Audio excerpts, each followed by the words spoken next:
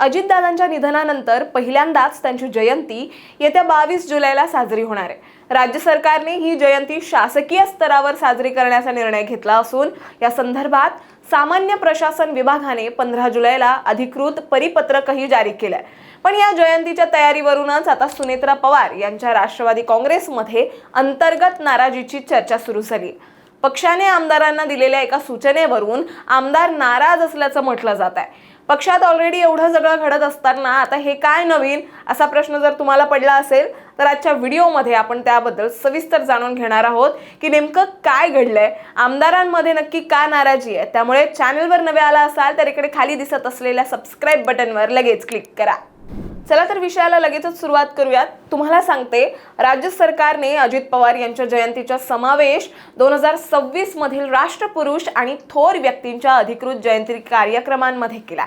सामान्य प्रशासन विभागाच्या परिपत्रकानुसार 22 जुलै रोजी मंत्रालयासह राज्यातील सर्व शासकीय निमशासकीय कार्यालयांमध्ये तसंच शाळा आणि महाविद्यालयांमध्ये अजित पवारांच्या प्रतिमेस पुष्पहार अर्पण करून अभिवादन केलं जाणार आहे.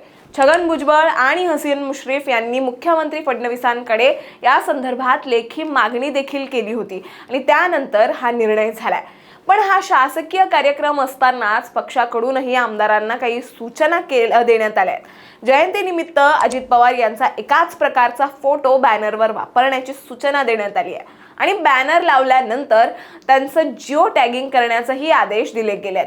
आणि या सूचनेवरूनच अनेक आमदारांमध्ये आता नाराजीचा सूर असल्याची माहिती सूत्रांनी दिली आहे. पक्षाचा आमदारांवर विश्वास नाही का अशी चर्चा यातून सुरू झाल्याचं बोललं जात आहे. पण इथे मुख्य मुद्दा असा आहे की अजित पवार हयात असताना निवडणुकीच्या काळामध्ये जी बॅनरबाजी झाली त्याच्यावर जो काही खर्च झाला तो अव्वाच्या सव्वा खर्च झाला.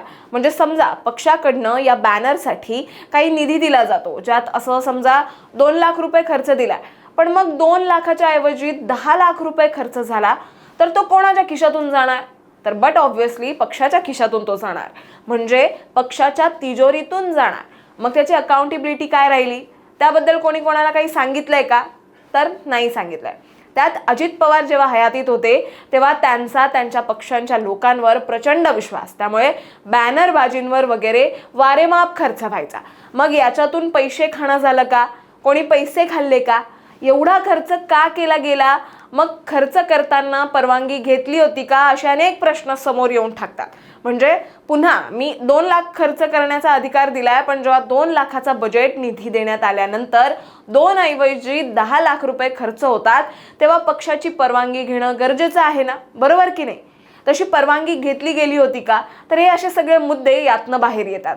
आणि अजित पवार हयातीत असताना असं बऱ्याचदा झालेलं आहे. म्हणून यावेळी पार्थ पवार यांनी तटकरे असतील, भुजबळ असतील यांना याबाबतच्या खर्चाची थेट विचारणा देखील केली आहे आणि बरोबर तेच या नेत्यांना आवडलेलं नाहीये.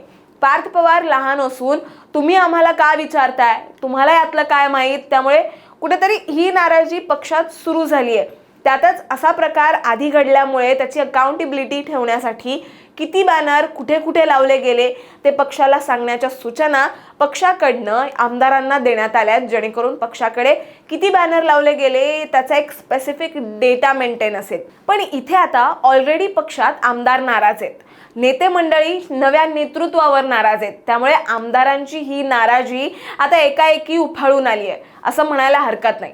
बरं, तुम्ही याकडे कसं पाहताय हे आम्हाला कमेंटमध्ये नक्की सांगा आणि अशाच माहितीपूर्वक व्हिडिओ बघण्यासाठी लगेचच सबस्क्राईब करा प्राईम टाईम महाराष्ट्राला.